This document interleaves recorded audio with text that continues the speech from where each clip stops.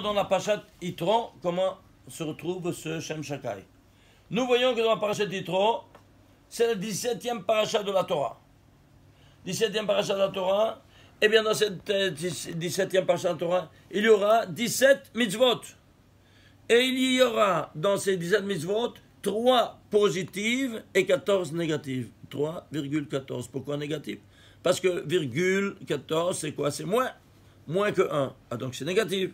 À 3,14. C'est-à-dire, le monde agit selon des constantes mathématiques incroyables. Et ceci étant dit, le voilà le premier constante. Voyons un peu, de prendre par exemple, au niveau de la parole. Le Rav Israël nous appelle qu'il y a 17 lavim quand on fait la shonara. Quels sont 3 aririm et 14 asin qu'on transgresse. De nouveau, 3, 14. Vous voyez, toujours, prenons une autre notion, par exemple, la Torah. Dans toute la Torah, il y a 5846 versets. Eh bien, il n'y aura que, vous voyez ici, il n'y aura que 14 versets, dans toute la Torah, les voilà les 14 versets, qui sont composés de 3 mots. 3,14. C'est pas incroyable? Ah, et si vous faites la gematria maintenant des mots, des voyelles et des tagim, vous avez ici des multiples de Shem Shakai, vous avez ici des secrets énormes que vous n'avez pas une idée. À tous les niveaux. Je ne sais pas d'où commencer, puisque c'est une constante mathématique, elle se retrouvera partout, ce 314. Alors, ceci étant dit, retournons à nos moutons ici. Ceci, alors, qu'est-ce qu'on voit? On voit par exemple que tous les 10 commandements sont renfermés, où ça? Dans le premier mot de la Torah. Comment? Regardez. Écrivez Bereshit en entier. Bet, Resh, Aleph, Shin, Yod, Tav. Total, avec les lettres, le nom des lettres, ça fait 1820. C'est quoi? Dans toute la Torah, 1820 noms de Dieu. Yud Kivavke, qui sont renfermés dans la Torah et qui sont tous renfermés, quoi? Dans le premier mot de la Torah. Incroyable, hein? C'est l'ADN de toute la Torah. Alors, je te montre pourquoi 1120, pas plus ni moins. Parce que chaque nom, chaque mot de la Torah, c'est un nom divin. Nous dit Rabbi Shimon Bar Yochai dans le Zohar, chaque mila dans la Torah, elle a 70 modalités d'explication. Et puisque chaque mot de la Torah, elle a 70 facettes, et chaque mot correspond à une permutation du nom de Dieu, un kino de chemin de Kusha Bericho, alors si tu fais 70 par 26, ça te fait combien? 1820. Pas plus ni moins. Bon, ceci, c'est une découverte sensationnelle de Rav Zalman Pinchas Horowitz du siècle dernier. Eh bien, on va, un collègue, je rapporte un collègue à moi, c'est le Rav Ginsburg, Shlita, un scientifique, qui l'a découvert en prenant la même chose, en prenant Bereshit, le premier mot qui commence par B dans le Torah, de racine, hein, parce que Bereshit, c'est au commencement, donc ça ne fonctionne pas. Resh de Rakia, Aleph, Elohim, Bereshit, chaque mot. Si tu fais, donc il y a d'autres valeurs numériques, on voyait, ça te fait combien? De nouveau, 1820. Alors là, vraiment, c'est exceptionnel, c'est spectaculaire. Il a voulu voir, mon collègue, comment se retrouvent ces 1820 noms de Dieu inscrits dans la Torah. Alors qu'est-ce qu'il a fait? Reparti en plus, particulièrement. Il a le même schéma qu'on voyait, et qu'est-ce qu'il fait? Il va écrire les initiales et les finales, il a dans un calcul à part, et les lettres médianes dans un autre calcul à part. Pourquoi? Thèse, antithèse, le papa et la maman dans une chambre, et les enfants dans une autre chambre.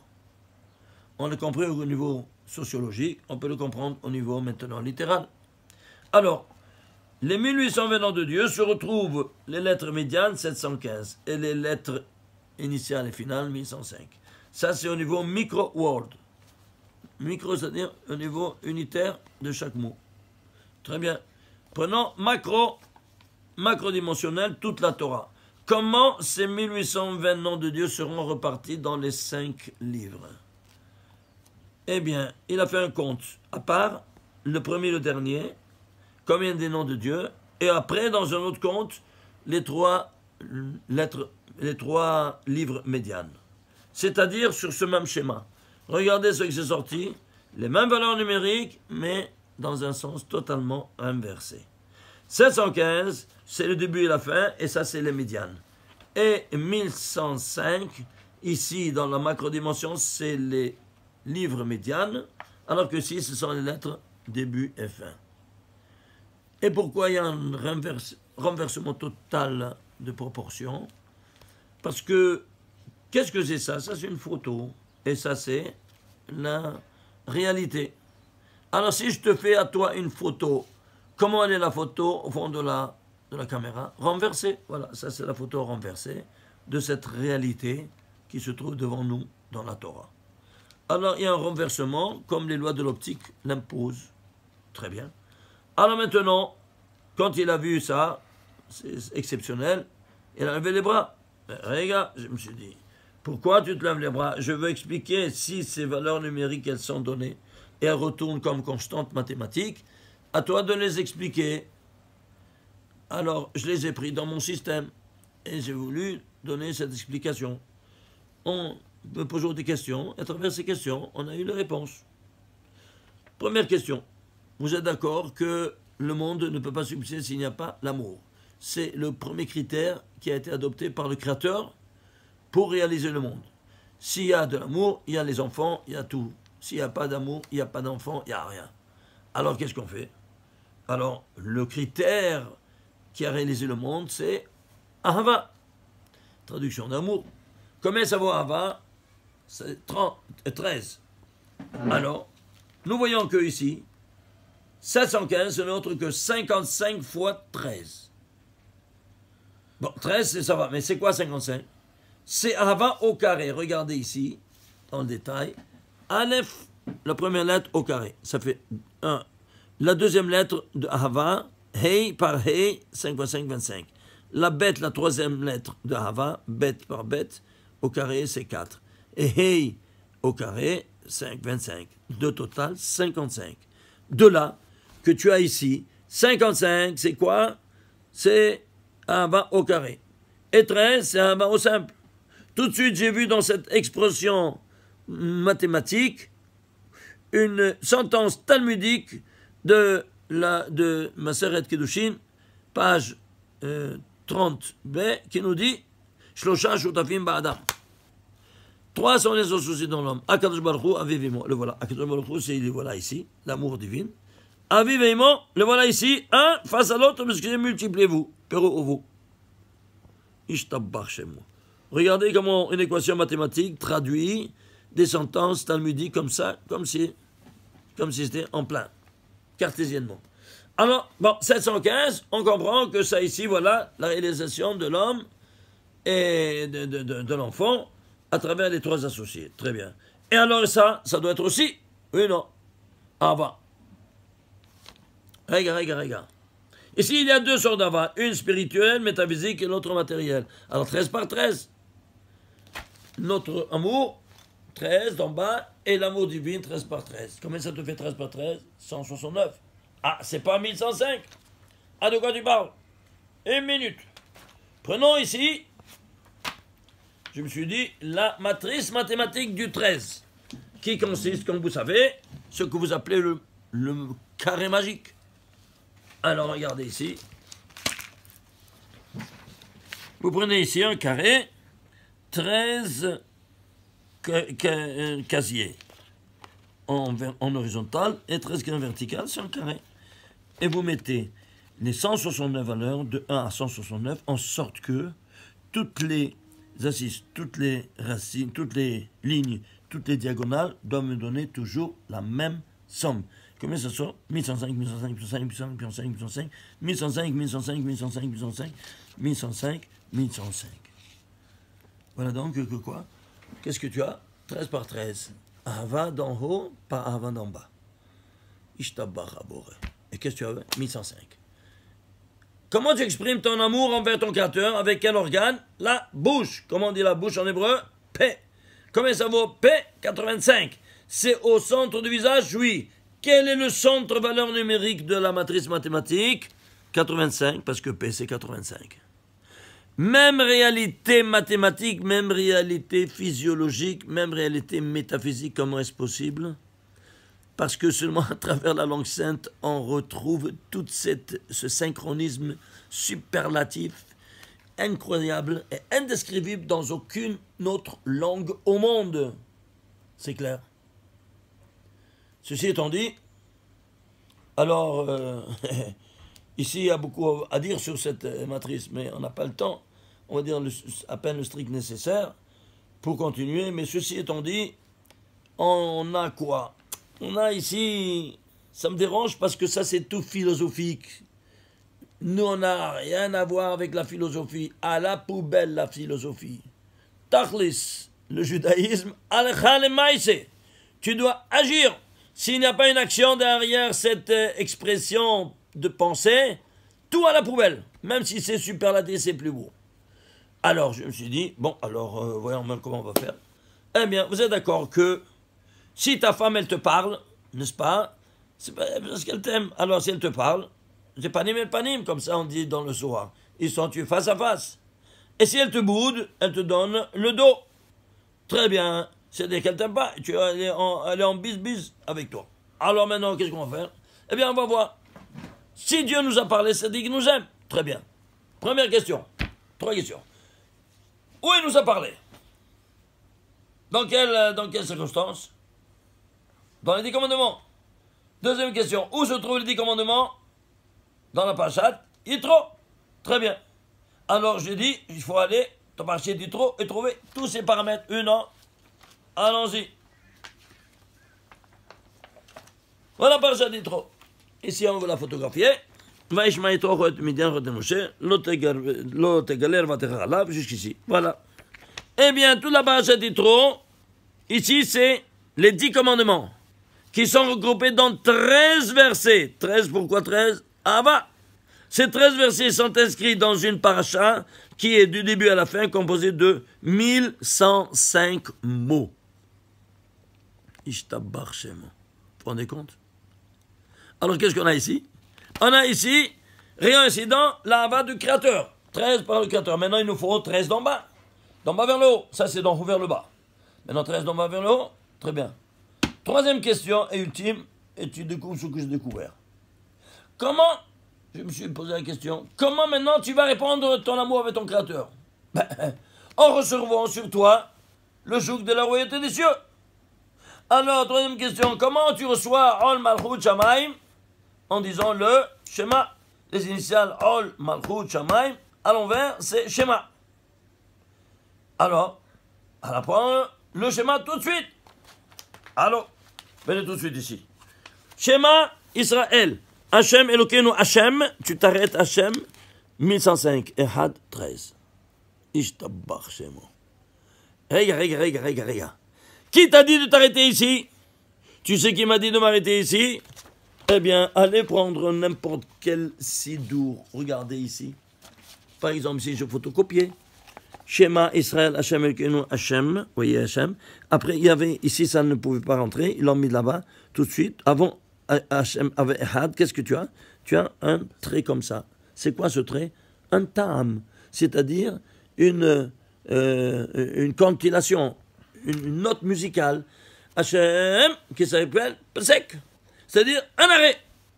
Ah, c'est pour ça que lui, il a dit Hachem, tu t'arrêtes, Ehad. Tu t'arrêtes à quoi? Eh bien, à faire même soit avec tu soulignes ça avec la bouche, avec le son de ta voix, mais aussi à travers la pensée, tu fais jusque-là un arrêt de calcul.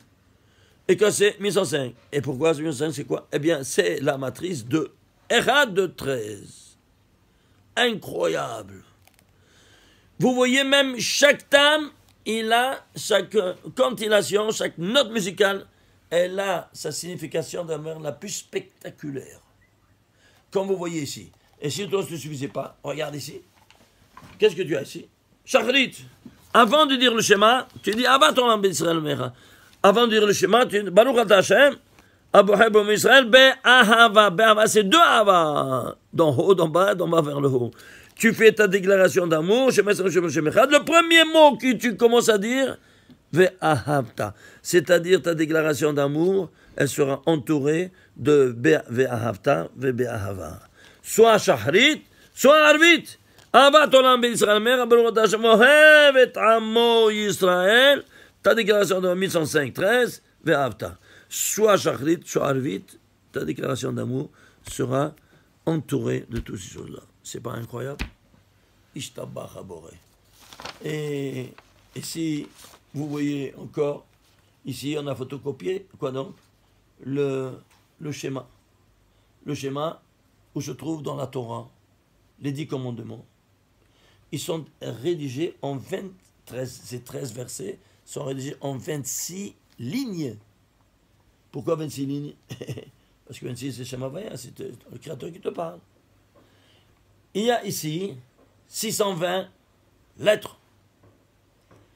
Mais il y a de la place, vous voyez ici, de la place qu'ils ont sauté pour occuper juste 26 lignes, pour ça sur le nom de Dieu.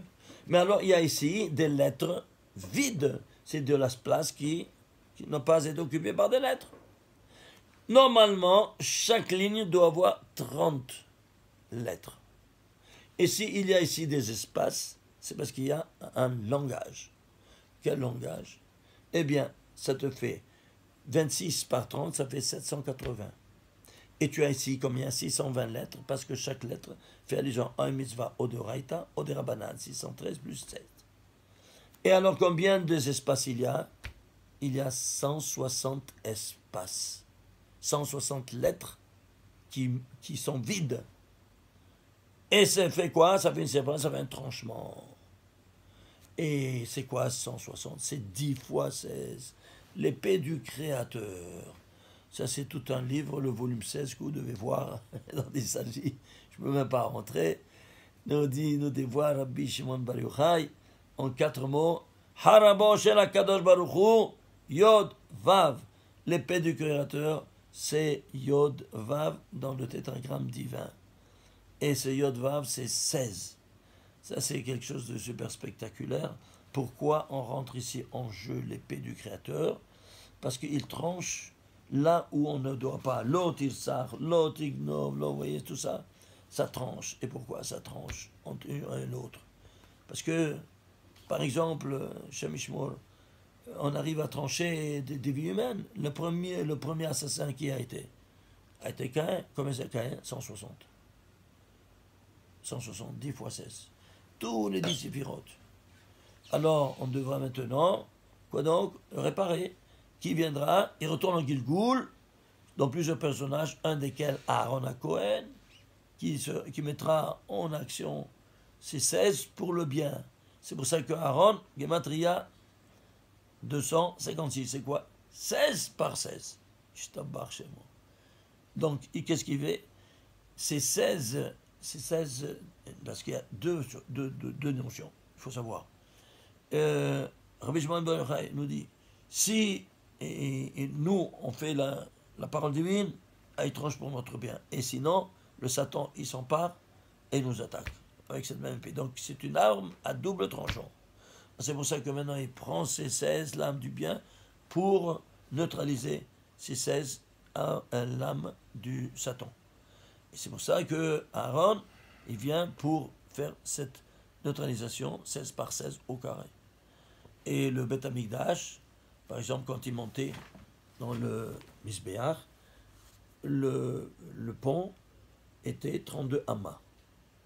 Il salait le korban à l'entrée, il montait à 16 amas, il s'arrêtait. Deuxième fois, il salait la viande, et il montait jusqu'au sommet, encore 16. Donc 1, 2, 3, et après il jetait au centre, parce que c'était 32 par 32, donc au centre 16. Et c'est pour ça que nous, on doit faire chaque fois qu'on mange du pain, que c'est la place des corbanotes, on doit tremper 3 fois dans le sel. 1, 2, 3, après tu manges. 1, 2, 3, et tu mets où ça? Dans le centre de 32, entre 16, oui, 16 d'un côté, 16 de l'autre, oui. Et bien, qu'est-ce qu'il y a dans ta bouche? Tu as 16 dents en haut, 16 dents en haut, 16 dents en bas. C'est quoi? Eh bien, son hôtel. Voilà donc comment toi tu fais les corbanotes aujourd'hui, hein, à la place des corbanotes, en pensant toutes ces dimensions-là, c'est quelque chose de spectaculaire. Voilà, on a tellement de choses à vous montrer que qu'est-ce que vous voulez. Bon, prochaine fois, Bezrat Hashem, on dira un peu le reste. Shabbat Shalom et Chag Sameach et Bezrat Hashem, que l'an prochain vous soyez parmi nous à Shavuot. Avant de terminer, vous devez savoir, Shavuot, vous ne devez pas fermer les yeux. Nous dit le Harizal dans le Sharakavanot, page 80a. Il nous dit texto, celui qui ne ferme pas les yeux la nuit de Shavuot, Mashlim et Shenato. Excusez-moi. Mashlim et Shenato, c'est quoi? Il termine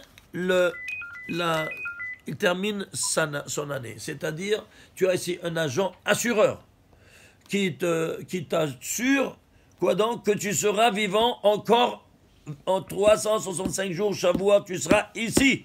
Quelle est la prime à payer à cet agent assureur? Ne pas fermer les yeux cette nuit. Alors, allez dormir tranquillement avant Shabbat après-midi, comme ça vous prenez des forces, et tout de suite après, allez prier au Netz. Mais avant d'aller prier au Netz, il faut faire aussi encore une dernière chose, sinon on n'a rien fait tous les 49 jours de l'homme. C'est quoi? La plongée dans la piscine. Autrement dit, tu dois aller en mikvé et tu dois faire 5 plongées de la tête en pensant 5 données. Pourquoi 5? Pour purifier et tu dois penser Yud Ke Vav Ke, n'est-ce pas, les 4 lettres du tétragramme divin qui seront chacun pointillés d'une kamatz. Du bas vers le haut, tu fais une escalade. Alors, hey, tu abaisses la tête dans l'eau, sous l'eau, hey kamatz. Tu relèves et tu redescends, Vav kamatz. Tu relèves, tu redescends, hey kamatz. Tu relèves, tu redescends encore, Yod kamatz. Tu relèves, tu redescends encore, Kutso de Yod, la pointe du Yod, pointillé par kamatz, c'est le plus élevé. Tu as terminé ces 5, allez, va recevoir ta Torah. Et si on n'a pas fait ça, tous les 49 jours, suivant ta mère, ne servent pas à marcher. Pourquoi? Parce que tu n'as pas pris le Keter. Le Keter s'obtient justement à travers le mikvé. Pourquoi? Parce que toi, tu vas maintenant te marier avec la Torah. Et la Shekhinah, elle a été avec toi en Mitzrayim. Elle s'est rendue impure à cause qu'elle était dans le monde de l'impureté, des 50 portes d'impureté. Maintenant, elle va se purifier. Alors, elle va se purifier en quelque sorte, toi aussi tu dois aller avec elle. Et quand elle se purifie, la femme, la Shekhinah, c'est 7 jours, après 7 jours de